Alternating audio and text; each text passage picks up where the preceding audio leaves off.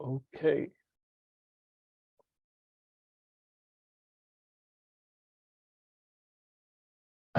Okay, Bismillahirrahmanirrahim. Nahmaduhu wa nusalli ala rasulil kareem amma ba'd.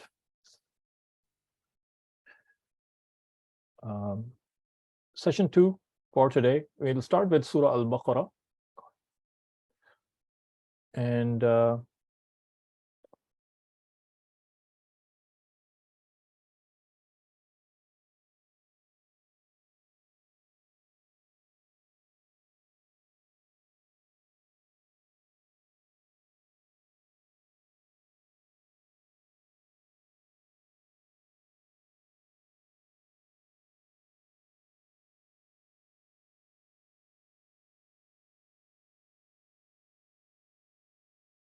okay, so we'll take Surah Al-Baqarah today. Baqarah in Arabic means the cow. It is also used to mean bull as well, male and female both. But most prominently it's used for cow. गाय के लिए इस्तेमाल होता है ज़्यादातर. इस सूरत के अंदर 286 versus हैं और ये आराम से तकरीबन 2.5 पारा ले लेती है सूरत. सबसे बड़ी सूरत कुरान करीम में सूरह अल-बक़रा है. और ये the word for para is also used juz. जुज अरबी का लफ्ज़ है जिसका मतलब है हिस्सा, और इसका प्लूरल होता है अज्जा. तो कुरान करीम को 30 अज्जा में तकसीम किया हुआ है, 30 सिपारों में. पारा या सिपारा उर्दू का लफ्ज़ है. ये तकसीम वही की तकसीम नहीं है, बल्कि और नबी पाक सल्लल्लाहु अलैहि वसल्लम ने तकसीम नहीं फरमाई पारों की या अज्जा की, बल्कि ये बात की तकसीम है. नबी पाक सल्लल्लाहु अलैहि वसल्लम ने तकसीम फरमाई है वो चैप्टर्स यानी सूरतों की तकसीम फरमाई है. लेकिन और किसी तरीके से तकसीम कर लेने में कोई हर्ज नहीं है, कोई नुकसान नहीं है इसके अंदर. उम्मत ने इसके ऊपर कोई उलमाए उम्मत ने कोई इख्तिलाफ नहीं किया इसके ऊपर. और ये 30 दिनों में कुरान करीम को किस तरह से पढ़ा जाए, कितना कितना पढ़ा जाए, इक्वल डिस्ट्रीब्यूशन जब की गई तो जो तकसीम हुई वो जुज़ की और पारों की तकसीम हो गई. इस तरह से और भी तकसीम कर सकते हैं आप. 7 दिनों में तकसीम की गई पढ़ाने के. 7 दिन में कोई इसकी क़िराअत या तिलावत इसकी पूरी करना चाहे तो उसको 7 हिस्सों में तकसीम कर दिया गया, बराबर बराबर. उसको मंजिल कहते हैं. और भी कोई करना चाहे तो कर सकते हैं, इसमें कोई हर्ज नहीं है. तकरीबन 2.5 पारे पे चलेगी. सूरह बकरा की ब्लेसिंग्स और इसकी जो बरकतें हैं, फ़ज़ाइल हैं इसके बहुत हैं. कि नबी पाक सल्लल्लाहु अलैहि वसल्लम ने हदीस शरीफ में फरमाया कि शैतान जो है जिस घर में सूरह बकरा पढ़ी जाती है उस घर से शैतान भाग जाता है. तो इसी तरह से एक और रिवायत के अंदर आता है कि जादू का असर नहीं होता जहाँ सूरह बकरा पढ़ी जाती है, या जो शख्स सूरह बकरा की तिलावत करता है. इसी तरह से सूरह बकरा की फजीलत में एक है कि इसके अंदर एक ऐसी आयत है जो सारी आयतों की सरदार है, और वो है आयतुल कुर्सी. और जहाँ ये पढ़ी जाती है आयतुल कुर्सी, शैतान भी भाग जाता है वहाँ से. और रातों को आयतुल कुर्सी पढ़ के सोना चाहिए. और ब्लो करना, फूकना जो है ये भी जो है आमाल में से साबित है कि आप इसी तरह से, हम उर्दू में जिसको कहते हैं झाड़ना. झाड़ने का मतलब है कि हल्के हल्का सा जिसमें से थूक भी निकले. और ये भी एक्शन नबी पाक सल्लल्लाहु अलैहि वसल्लम से मुख्तलिफ चीज़ों में साबित है.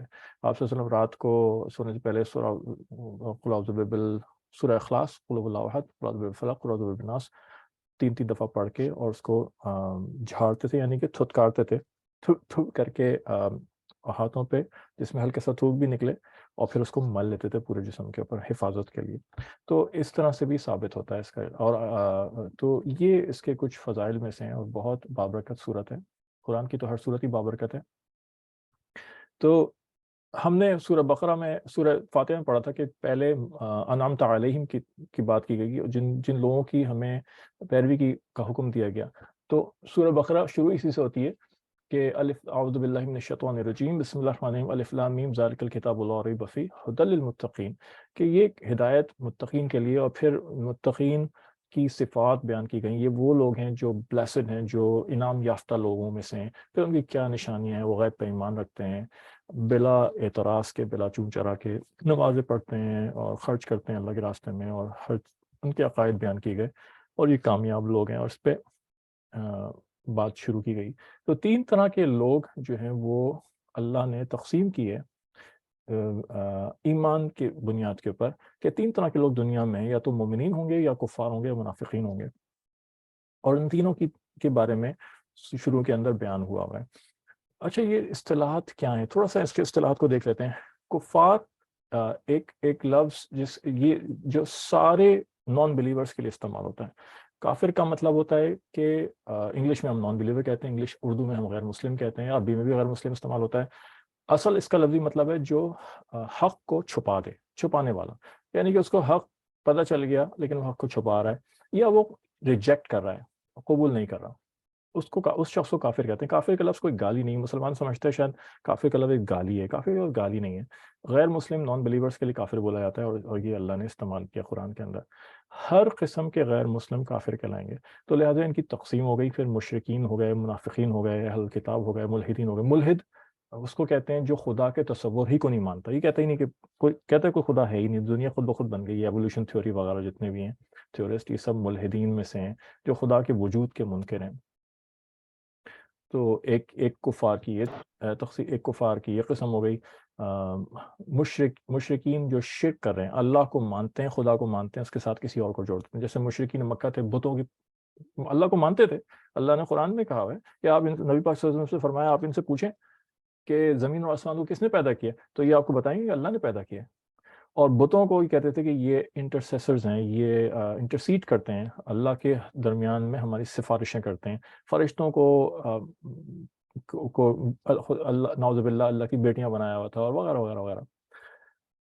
اسی طرح سے منافقین وہ ہیں جو کہ زبان سے کہتے ہیں اور جھوٹ بولتے ہیں کہ ہم مسلمان ہیں، لیکن در حقیقتاً دل سے انہوں نے اسلام قبول نہیں کیا ہوتا، دل سے وہ اپنے جو بھی ان کا عقیدہ تھا اسی پر ہوتے ہیں، چاہے وہ ملحد ہوں، چاہے وہ مشرک ہوں، چاہے وہ جو بھی کچھ ہوں، لیکن زبان سے یعنی کہ مسلمان کو دھوکہ دینے کے لیے اپنے آپ کو مسلمان کہہ رہے ہوتے ہیں۔ ان ایسے لوگوں کو منافق کہا جاتا ہے، یہ عقیدتاً منافق ہے۔ ایک ہوتا ہے عملی منافق، جو مسلمانوں میں پائے جاتے ہیں، یعنی کہ عقیدے کے لحاظ سے تو مسلمان ہیں لیکن ان کے اعمال منافقین سے ملتے جلتے ہیں، جیسے نماز میں سستی کرنا، اس کو منافق کیا حرکت کہا گیا ہے کہ جو نماز میں سستی کرے پڑھنے میں، یہ منافقوں کا انداز ہے، طریقہ ہے۔ تو یہ عملی منافق ان کو کہا جاتا ہے کیونکہ عمل منافقوں سے ملتا جلتا ہے نہیں اصل میں منافق۔ پھر اہل الکتاب ہو گئے، اہل الکتاب کے اندر دو قوموں کو اہل الکتاب کہا گیا، یہود اور نصارہ کو۔ اور بھی قومیں ہیں جو یہ دعویٰ کرتی ہیں ان کے پاس کتاب ہے، جیسے ہندو قوم ہے، وہ کہتی ہے ہمارے پاس وید ہے، یہ بھی آسمانی کتاب ہے، ہوگی، ہو سکتا ہے نہ، ہمیں کچھ نہیں پتا اس کے بارے میں، نہ ہمیں اس کے بارے میں کوئی علم دیا گیا ہے، لیکن اللہ نے قرآن میں جن کو اہل الکتاب کہا ہے وہ یہود و نصارہ ہیں، بس یہ دو قومیں۔ اب اس کے اندر یہود تو شرک نہیں کرتے لیکن نصارہ شرک میں مبتلا ہیں، بعض ان میں سے ان کے بہت سارے فرقے ہیں، بعض ان میں سے عیسیٰ علیہ السلام کو اللہ کا بیٹا کہتے ہیں، بعض ان کو عیسیٰ علیہ السلام کو نعوذ باللہ خود خدا کہہ دیتے ہیں، اور بعض جو ہیں وہ کہتے ہیں تین میں سے ایک ہے۔ تو یہ بھی اس میں مشرکین میں آ جاتے ہیں، لیکن ان کو اللہ نے الگ سے اہل الکتاب کے نام سے ان کو کہا ہے۔ تو یہ سب کے سب کفار میں آئے تھے، ان سب نے میسج کو جو نبی پاک صلی اللہ علیہ وسلم کا پیغام تھا، آخری کتاب تھی، اس کو ریجیکٹ کر دیا، تو یہ کفار میں شمار ہوئے۔ مسلمان ہونے کے لیے ضروری ہے کہ سارے نبیوں کی تعلیمات کو مانا جائے، سارے نبیوں کو مانا جائے، ان کے اوپر جو اللہ کی تعلیمات اتری ہیں، جو صحائف اترے ہیں، جو کتاب اتری ہیں، سب کو اقرار کیا جائے، اور عمل جو کریں گے لیکن ہم وہ اپنے نبی صلی اللہ علیہ وسلم کی تعلیمات پہ کریں گے اور اپنی کتاب پہ کریں گے، ہم عمل ان کی کتاب پہ نہیں کریں گے۔ وہ یہ کہہ کہ تم تورات کو مانتے ہو تو تورات پہ عمل بھی کرو، تم بائبل کو مانتے ہو، انجیل کو مانتے ہو، تم اس پہ عمل کیوں نہیں کرتے؟ نہیں، ماننا الگ ہے اور عمل کرنا الگ چیز ہے۔ تو ہمارا اعتقاد ہے، ہمارا عقیدہ ہے کہ اللہ نے یہ سارے انبیاء بھیجے، 1.25 لاکھ قریب انبیاء بھیجے، سب حق تھے، سب سچ تھے، یہ سارے کے سارے اسلام لے کر آئیں، اسلام لے کر آئیں، اور شریعتیں الگ الگ تھیں۔ عقیدہ، دین اور شریعت میں اندر فرق ہے، دین جو ہے وہ عقائد کا نام ہے، اور شریعت جو ہے وہ اعمال اور احکام کا نام ہے کہ اللہ نے کیا حکم دیا ہے۔ حکم میں فرق آتے گئے وقت کے ساتھ ساتھ، لیکن عقائد سب کے وہی رہے، توحید، رسالت، آخرت، بنیادی عقائد سب کے وہی تھے۔ تو نہیں، ہم کتابوں کو سب کو مانتے ہیں، لیکن اللہ سبحانہ تعالیٰ نے ان سب کی ایکسپائری ڈیٹ تھی، ان کی جتنی بھی شریعتیں تھیں، جو احکام تھے، وہ ایکسپائر ہو گئے۔ اب جو لیٹسٹ بک ہے، لیٹسٹ کمانڈمنٹ آف اللہ ہے، وہ قرآن کریم ہے۔ عیسائی کہتے ہیں یہ ہمارا اولڈ ٹیسٹمنٹ ہے، تورات، اس کو رکھتے ہیں شامل، پھر یہ نیو ٹیسٹمنٹ ہے جسے جو انجیل جو عیسیٰ علیہ السلام پہ اتری، تو قرآن کریم جو ہے یہ لیٹسٹ ٹیسٹمنٹ ہے، اور یہ پیچھے ساروں کو ایبروگیٹ کرتا ہے، کینسل کر دیتا ہے، پیچھے کے کوئی حکم اب ویلڈ نہیں رہے گا، اب صرف قرآن پہ عمل ہوگا۔ اور ہم موجودہ انجیل کو نہیں مانتے، یا موجودہ تورات کو نہیں مانتے، یہ تو تحریف ہوئی بھی کتابیں، یہ تو اصل ہے ہی نہیں جو اللہ نے اتاری ہے، اس کو تو بدل دیا گیا ہے، اس کو لوگوں نے اپنے قرآن میں سورہ بقرہ میں اللہ نے کہا ہے کہ لوگوں نے اپنے ہاتھ سے لکھا ہے اس کو، یہ تو ہاتھ سے لکھی ہوئی کتابیں. ہمارا عقیدہ ہے کہ جو موسیٰ علیہ السلام پہ کتاب اتری اصل تورات، ہم اس پہ پورا یقین رکھتے ہیں، وہ سچ تھی، حق تھی، اور اس وقت کے لیے قابل عمل اس کے اوپر لازم تھا. جو عیسیٰ علیہ السلام پہ کتاب اتری وہ حق تھی اور سچ تھی، اور اس وقت لوگوں کے لیے جو ہے اس پہ لازم تھا کہ عمل کریں. یہ جو کتاب ہے اس میں تو ہمیں کچھ نہیں پتا کتنا اصلی کتنا سچ ہے. ہاں، اس میں سے جو چیزیں ہمارے قرآن کے ساتھ میچ کریں گے ہم کہیں گے یہ ممکن ہے کہ یہ وہ اس کتاب کا حصہ ہوں اصل والی کا، اور باقی کا ہم اس کا ریجیکٹ کر دیں گے کہ ہمیں کچھ نہیں پتا اس کے بارے میں. تو یہ چیزیں ہو گئیں. تو اللہ سبحانہ تعالیٰ نے مومنین کا بیان کیا، پھر کفار کی تھوڑی سی باتیں بیان کی، اس کے بعد ایک بڑا حصہ منافقین کے بارے میں، کیونکہ منافقین سب سے زیادہ خطرناک ہوتے ہیں. یہ پردے میں آ کے مسلمان بن کے مسلمانوں میں گھستے ہیں اور پھر انتشار پھیلاتے ہیں، فساد پھیلاتے ہیں، فتنے پھیلاتے ہیں، کچھ نہیں پتا ہوتا کون کیا کر رہا ہے. اس طرح کے واقعات ہوئے ہیں. لوگ پکڑے گئے یہاں پہ جو ایک عرصے سے مفتی بنے ہوئے پھر رہے ہیں اور انہوں نے پتہ نہیں کیا کیا کچھ سیکھا ہوا ہے، امامت کر رہے ہیں. بعد میں پتہ چلتا ہے کہ اس طرح کی خبریں آئیں اخبار کے اندر کوئی یہ واقعات ہوئے ہیں اس طرح کے. بعد میں پتہ چلا کہ وہ تو مسلمان ہی نہیں تھے. تو یہ آ کے اس طرح کی حرکتیں کر رہے ہوتے ہیں. پھر اللہ پاک فرماتے ہیں ان کفار کا جو ایک اسٹریٹجی ہوتی ہے، کس طرح کیا کام کرتے ہیں. تو یہ آ کے مسلمانوں میں شامل ہو کے بھی اور الگ سے بھی یہ کسی نہ کسی طرح سے فتنے پھیلا رہے ہوتے ہیں، اور اس فتنوں کو ایک نیا نام دے رہے ہوتے ہیں، بہت اچھا سا لیبل دے رہے ہوتے ہیں. ہمیں ان کو لیبلز دینے بہت اچھے آتے ہیں. جتنا بھی باطل ہے وہ بہت اچھے لیبل چپکا دیتا ہے اور اس کو خوشنما رنگ دے دیتا ہے، اچھا سا ریپر پیک کر دیتا ہے، اور ہم اس میں بیوقوف بن جاتے ہیں. تو اللہ پاک فرماتے ہیں وَإِذَا قِيلَ لَهُمْ لَا تُفْسِدُوا فِي الْأَرْضِ قَالُوا إِنَّمَا نَحْنُ مُصْلِحُونَ أَلَا إِنَّهُمْ هُمُ الْمُفْسِدُونَ وَلَكِنْ لَا يَشْعُرُونَ. یہ لوگ جب ان سے کہا جاتا ہے فساد نہ پھیلاؤ، تم تو فساد پھیلا رہے ہو، تو یہ کہتے ہیں نہیں ہم تو ریفارمسٹ ہیں بھائی، ہم تو اصلاح کر رہے ہیں، ہم تو بہتری چاہ رہے ہیں دنیا کے اندر. اللہ پاک فرما رہے ہیں اچھی طرح جان لو یہی فساد پھیلانے والے لوگ ہیں.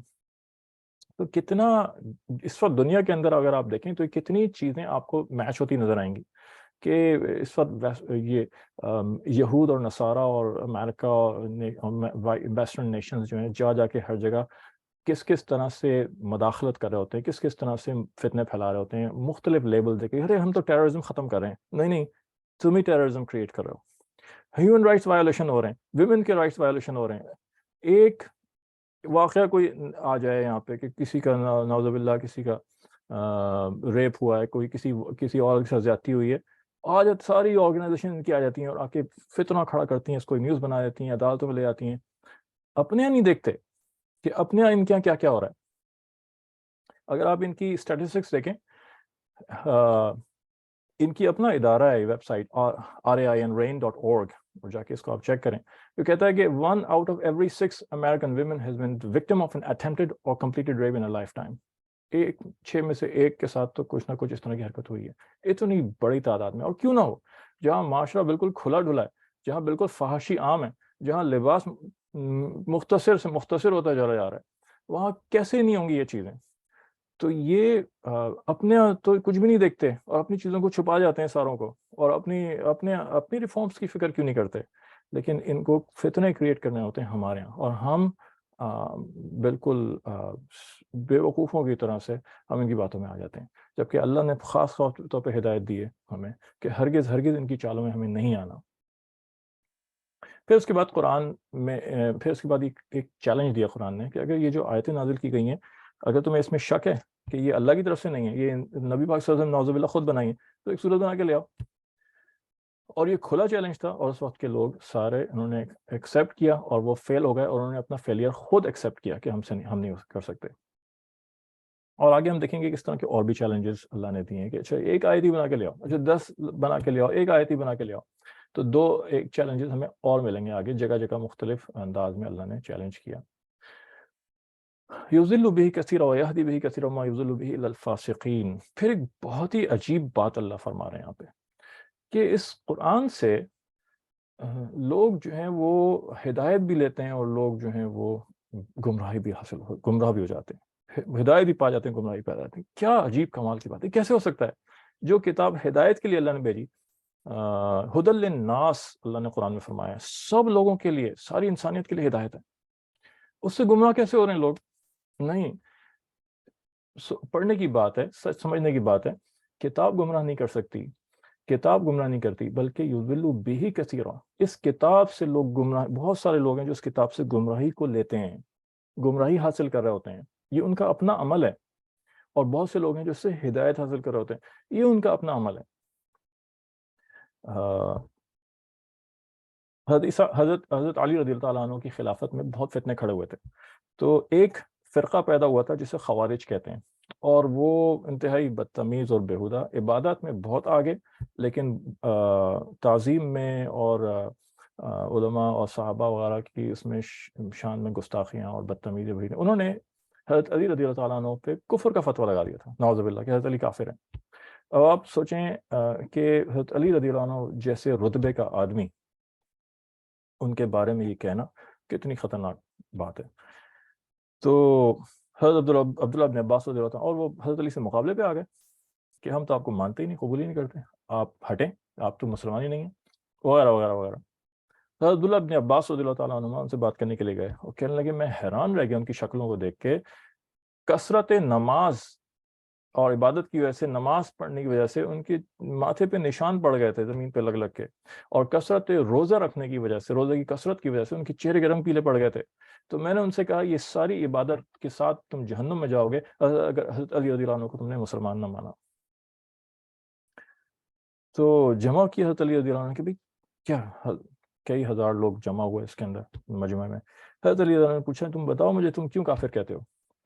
تو کیا جواب دیتے ہیں کہ ہم تھوڑی آپ کو کافر کہتے ہیں، آپ کو تو قرآن کافر کہتا ہے۔ یہ جتنے بھی گمراہ فرقے ہوتے ہیں، جتنے بھی گمراہ لوگ ہوتے ہیں، یہ اپنی گمراہی جو ہے، اپنی انڈرسٹینڈنگ، مس انڈرسٹینڈنگ، یہ کتاب اور سنت پر ڈالتے ہیں۔ آپ کو تو اللہ کے رسول نے کہا ہے ایسا نہیں، یہ تو اللہ کی کتاب نے کہا ہے، اپنے اوپر نہیں لیتے۔ تو کہنے لگے ہم تھوڑی کہہ رہے ہیں آپ کو تو قرآن کہہ رہا ہے کہ کافر ہے۔ تو حضرت علی نے قرآن منگوایا، حضرت علی کو بہت اللہ نے سمجھ عطا فرمائی تھی، بہت فراست والے اور علم والے شخص سے۔ تو قرآن منگوا کے کھول کے حضرت علی بیٹھ گئے اور کہنے لگے قرآن تم مجھے بتاؤ کہ میں کافر ہوں کیا مسلمان ہوں؟ تو اب قرآن کیا جواب دیتا؟ قرآن تو بول نہیں سکتا۔ تو لوگ حیران کیے کیا کر رہے ہیں، پھر پوچھنے لگے قرآن تم بولو، بتاؤ مجھے کہ میں کافر ہوں مسلمان ہوں۔ تو لوگ کہنے لگے یہ آپ کیا کر رہے ہیں، یہ تھوڑی بول سکتا ہے۔ تو حضرت علی کہنے لگے کہ تم ہی تو کہہ رہے تھے کہ قرآن نے مجھے کافر کہا ہے۔ تو وہ کہنے لگے، ہنسنے، کہنے لگے اس کا مطلب اصل میں ہم نے یہ سمجھا ہے قرآن سے۔ تو اب حضرت علی نے کتاب بند کی اور کہنے لگے ہاں یہ بولو نا کہ تم نے یہ سمجھا، یہ تمہاری سوچی گمراہی ہے، تمہاری مس انڈرسٹینڈنگ ہے۔ اور اللہ کی قسم جس پہ یہ قرآن نازل ہوا اس شخص نے مجھے کافر نہیں کہا، نبی پاک صلی اللہ علیہ وسلم نے، اور اس شخص سے جس نے سیکھا یعنی صحابہ کرام ان میں سے کوئی مجھ کو کافر نہیں کہتا۔ یہ انڈرسٹینڈنگ، یہ فہم کی بات ہے کہ ہر آدمی اپنی فہم کے مطابق کسب کرتا ہے اور ایکوائر کرتا ہے نالج، اور وہ مس انڈرسٹینڈنگ ہو سکتی ہے انڈرسٹینڈنگ۔ اسی لیے اللہ پاک نے قرآن اور سنت کی انڈرسٹینڈنگ ہر آدمی پر نہیں چھوڑی، بلکہ انعمت علیہم، ان کی کہا ان لوگوں کے راستے پہ چلو جو ذی شعور اور ذی فہم لوگ ہیں، انڈرسٹینڈنگ جن کی، ان کی انڈرسٹینڈنگ کو لیا جائے گا کہ کیا صحیح انڈرسٹینڈنگ ہے۔ تو قرآن کی مثال اللہ کے نبی پاک صلی اللہ علیہ وسلم نے ایک حدیث میں وحی کو بارش سے تعبیر دی ہے، اور انسان کے قلوب کو زمین سے تعبیر دی ہے، اور اس کے اندر سے جو ایمان نکلتا ہے یا کفر نکلتا ہے اس کو کھیتی سے تعبیر دی ہے۔ یہ مثالیں دیتے ہیں۔ تو وہی بارش کی طرح سے جب وہ برستی ہے تو زمین جو ہے اپنی استعداد کے مطابق اور جس طرح کا بیج اس کے اندر ہے اس حساب سے وہ کھیتی پیدا کرتی ہے، کہ بعض بنجر سخت زمینیں ہوتی ہیں تو پانی بہہ کے چلا جاتا ہے اس کے اوپر سے، بعض زرخیز کھیتی اگاتی ہیں، فصلیں اگاتی ہیں فائدہ مند، بعض کانٹے اگاتی ہیں، جس قسم کا بیج اندر ہوگا وہ چیز اگائیں گے۔ تو قرآن بھی ایسے ہی ہے کہ کتاب اللہ بھی مثال بارش کی سی ہے، جس دل کے اندر جس قسم کا بیج ہوگا وہ باہر آ جائے گا۔ تو لہٰذا اللہ نے فرمایا وما یضل بہ الا الفاسقین، اس سے گمراہی وہی کھینچے گا جو فاسق ہوگا۔ فاسق کہتے ہیں کہ گناہ کبیرہ میں ملوث والے کو، اور یہ ٹرم استعمال ہوتی ہے کافروں کے لیے بھی ہوتی ہے، اور مسلمانوں میں بھی جو گناہ کبیرہ میں مبتلا ہیں ان کے لیے بھی یہ ٹرم استعمال ہوتی ہے۔ تو اسی طرح سے جیسے اللہ نے شروع میں فرمایا کہ ھدی للمتقین، سورہ بقرہ کے بالکل جو شروع ہوتا ہے الف لام میم ذالک الکتاب لا ریب فیہ ھدی للمتقین، یہ ھدی للناس تو ہے، سارے لوگوں کے لیے ہدایت ہے، لیکن اس سے جو ہدایت حاصل کریں گے وہ لوگ متقی ہوں گے جن کے اندر تقوی کا بیج پڑا ہوا ہے۔ ان پہ جب وحی کی بارش ہوگی اور کتاب اللہ کی آیتیں ان کے سامنے کھولی جائیں گی تو ہدایت اگے گی، ہدایت جنم لے گی، اور جو فاسقین ہیں، جو گناہ کبیرہ میں ان کی زندگی گزر رہی ہے، مسلمان ہیں لیکن گناہ کبیرہ سے نہیں بچتے، اپنی خواہشات پہ چل رہے ہیں، وہ کتاب اور سنت کھولیں گے تو وہاں سے ان کو، اس وحی سے ان کو وہ ملے گا جو اس کے اندر ہے۔ قرآن اور کتاب اللہ تو وہ چیز ظاہر کر دے گی جو اندر ہے۔ اس لیے کتاب اللہ سمجھنے سے پہلے، سنت رسول صلی اللہ علیہ وسلم سمجھنے سے پہلے اپنی اصلاح کرانا بہت ضروری ہے۔ پھر اس کے بعد حضرت آدم علیہ السلام کا قصہ شروع ہو جاتا ہے کہ کس طرح اللہ نے وَإِذْ قَالَ رَبُّكَ لِلْمَلَائِكَةِ إِنِّي جَاعِلٌ فِي الْأَرْضِ خلیفہ، اللہ نے ان کو فرشتوں کو بنایا، فرشتوں کے سامنے پیش کیا اور کہا ان کو سجدہ کرو۔ فرشتے جو ہیں وہ اس میں تھے کہ یہ تو انسان کی فطرت میں لڑائی جھگڑا وغیرہ ہے، تو اللہ تعالیٰ نے پھر آیا کہ وَعَلَّمَ آدَمَ الْأَسْمَاءَ كُلَّهَا ثُمَّ عَرَضَهُمْ عَلَى الْمَلَائِكَةِ فَقَالَ أَنبِئُونِي بِأَسْمَاءِ هَؤُلَاءِ إِن كُنتُمْ صَادِقِينَ۔ تو اللہ نے ان کو نام سکھائے، ترجمہ یہ کیا تھا کہ نام سکھا دی بہت ساری چیزوں کے، اور پھر فرشتوں کے سامنے پیش کیا۔ فرشتے جو ہیں وہ علم ان کے پاس نہیں تھا، وہ ہار گئے، اور پھر انہوں نے اعتراف کر لیا کہ آپ زیادہ بہتر جانتے ہیں۔ یہاں پہ علم کی اہمیت بتائیے کہ آدم علیہ السلام کو جو سپیریورٹی ملی فرشتوں کے اوپر اور تمام مخلوقات کے اوپر، وہ علم کی وجہ سے ملی، اور علم ذریعہ ہے اللہ تعالیٰ کو پہچاننے کا، اللہ کے عرفان کا۔ یہ ہاتھ سے نکل گیا، ہمارے علم سے دور ہو گئے مسلمان آج، الٹی سیدھی خرافات میں پڑ گئے، الٹی سیدھی چیزوں میں وقت ضائع کر رہے ہیں، علم نہیں سیکھتے۔ جو ہماری ورثہ ہے، جو ہماری میراث ہے، جو ہمیں دی گئی۔ آدم علیہ السلام انسان بنا کے پہلے انسان بھی تھے، پہلے زمین پہ نبی بھی تھے، اور پہلے خلیفۃ اللہ بھی تھے۔ تو ان کو 3 طرح کے علوم دیے گئے۔ عام طور سے لوگ یہ سمجھتے ہیں اور سمجھا جاتا ہے، اور ترجمہ بھی یہی کیا جاتا ہے کہ جی اشیاء کے نام سکھائے گئے، اسماء کلھا، یا نام لفظ جو ہے اس میں نام ہی کا ذکر ہے، لیکن یہ نام جو ہے یہ کافی نہیں ہے۔ ہم خود جانتے ہیں کہ خالی نام کسی کو سکھا دینے سے کیا فرق پڑے گا۔ تو چونکہ حضرت آدم علیہ السلام کو زمین پہ بھیجا جا رہا تھا، وہاں ان کو زندگی گزارنی تھی، ایک انسان کی حیثیت سے ان کی ضروریات تھیں وابستہ، اور اللہ پاک چاہتے تھے کہ زمین آباد ہو۔ تو اس سے مراد یہ ہے کہ ساری ضروریات کی جتنی بھی چیزیں ہیں، اس کی پورا علم عطا کر دیا گیا ان کو، اس پوری، نہ صرف علم عطا کیا گیا، پوری ٹیکنالوجی ان تک منتقل کی گئی۔ تو انبیاء علیہ السلام جب آئے تو کئی انبیاء کے ساتھ بعض دفعہ نئی ٹیکنالوجیز بھی ساتھ آئیں، جیسے نوح علیہ السلام کو کشتی کی ٹیکنالوجی دی گئی، اور پانی کے جہاز بنانے کی ٹیکنالوجی دی گئی، وہاں سے وہ چیز شروع ہوئی۔ آدم علیہ السلام پہلے انسان تھے، ان کی جتنی ضروریات کی چیزیں وابستہ تھیں، کپڑا کس طرح بنے گا، کس طرح سے اس کو کاٹا جائے گا، کس طرح سے ڈریس بنے گا، سلائی ہوگی وغیرہ وغیرہ، کھیتی کیسے اگے گی، کیسے، پوری سائنس آف ایگریکلچر پوری ان کو منتقل کی گئی، ہر چیز بتائی گئی، کھانے کی کیا چیزیں ہیں، کیا نقصان ہے، کیا فائدہ ہے، علاج معالجہ، سب چیزیں جو ایک انسان کو ضرورت پڑتی ہے، سب کی پوری سائنس ان کو سکھائی گئی، خالی نام نہیں، پوری سائنس منتقل، پوری ٹیکنالوجی ان کو دی گئی۔ تو ورلڈلی سائنسز ان کو پوری نالج دی گئی تھی، وہ پہلے نبی تھے، تو شریعت پوری دی گئی، اللہ کے کیا کیا احکام تھے، کس طرح زندگی گزارنی ہے، کیسے اللہ چاہتا ہے، اپنی ضرورتیں اللہ کے حکم کے مطابق کیسے پوری کرنی ہے۔ اور پھر وہ پہلے خلیفۃ اللہ تھے، انسان کو اللہ نے خلیفہ بنایا، ہر انسان خلیفہ نہیں بن سکتا، اس کا منصب خلیفہ بننے کا ہے، لیکن وہ اپنے آپ کو خلیفہ کے منصب پہ لائے تو صحیح۔ تو خلیفہ ہونے کی حیثیت سے جو ہے روحانی، پوری کائنات کی روحانی تسخیر، روحانی علم اس کو منتقل کیا گیا، حضرت آدم علیہ السلام کے ساتھ وہ چیز آئی۔ تو اب بھی جب کبھی کوئی خلیفۃ اللہ کے درجے پہ پہنچتا ہے اور روحانی علوم حاصل کرتا ہے، تو اللہ کی صفات اس میں منتقل ہوتی ہیں۔ جتنی بھی مخلوق ہے، یہ سب کے اندر اللہ کی صفات کا ظہور ہوتا ہے۔ اللہ ٹائم اور اسپیس سے آزاد، اللہ اسباب کا محتاج نہیں۔ تو جب کوئی خلیفۃ اللہ کے درجے میں پہنچتا ہے تو اللہ پاک اس کو بھی ایک درجے کی انڈیپینڈنس عطا فرما دیتے ہیں، مادے سے انڈیپینڈنس، اور مادے کی تسخیر اور کائنات کی تسخیر۔ یہ چیز مسلمان نے چھوڑ دی آج۔ علامہ اقبال نے بہت زبردست شعر کہا ہے کہ تجھے کتاب سے ممکن نہیں فراغ کہ تو کتاب خواہ مگر صاحب کتاب نہیں۔ کتاب پڑھنا چھوڑ دی۔ ایک کتاب کے مفہوم اس کو لیں عام، اس میں تو مسلمانوں نے آج پڑھنا لکھنا سب چھوڑ دیا، پڑھتے ہی نہیں۔ کتاب اٹھانی گناہ ہے کہ کتاب اٹھا لیں، بک سٹورز بند ہو گئے، سموسے پکوڑے کی دکانیں کھل گئیں، کتاب، جوتوں کی، لباسوں کی، اور دنیا جہان کی خرافات کی چیزیں کھل گئیں، کتابیں نہیں پڑھنی مسلمان کو۔ اور دوسری یہاں پہ یہ مطلب ہے، اس کا لیا جا سکتا ہے کہ قرآن کتاب اللہ سے تم مستغنی نہیں ہو سکتے. تم صرف پڑھنے والے ہو ابھی، لیکن تم عمل کرنے والے نہیں بنے، صاحب کتاب نہیں بنے. صاحب کتاب کا ایک مفہوم عامل کا ہوتا ہے. بنی اسرائیل کو کیوں اتنا ڈسکس کیا گیا؟ نبی پاک صلی اللہ علیہ وسلم کی ایک حدیث شریف ہے بخاری کی کہ نبی پاک صلی اللہ علیہ وسلم نے فرمایا کہ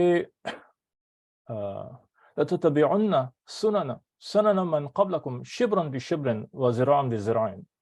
تم اپنے سے پہلی امت کی اتباع کرو گے، ان کے پیچھے چلو گے، بالکل لگ کے جڑ کے، جیسے سٹیپ بائی سٹیپ ان کے پیچھے چلو گے تم، یہاں تک کہ ان میں سے کوئی اگر چھپکلی کے سوراخ میں گھستا ہے تم بھی وہیں گھسو گے. تو صحابہ نے پوچھا رسول اللہ کیا اس سے مراد یہود نصارہ ہے؟ آپ سے فرمایا اور کون ہے؟ یہی مراد ہے. پھر ایک اور جگہ پہ فرمایا اللہ کے رسول صلی اللہ علیہ وسلم نے کہ قدم بقدم میری امت جو ہے بنی اسرائیل کی نقش قدم پہ چلے گی، یہاں تک کہ اگر کسی سے کوئی کبیرہ گناہ ہو جائے، اس کی اپنی ماں کے ساتھ کوئی زنا کر لے، تو میری امت میں سے بھی کوئی ایسا ہوگا جو یہ کام حرکت کرے گا.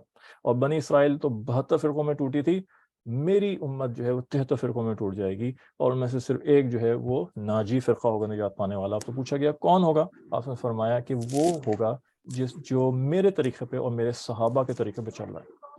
تو یہاں سے جو اصطلاح آئی وہ ہے اہل السنہ والجماعت، اور اس کے علاوہ بھی حدیث میں خاص طور پہ اہل السنہ والجماعت کا لفظ آتا ہے.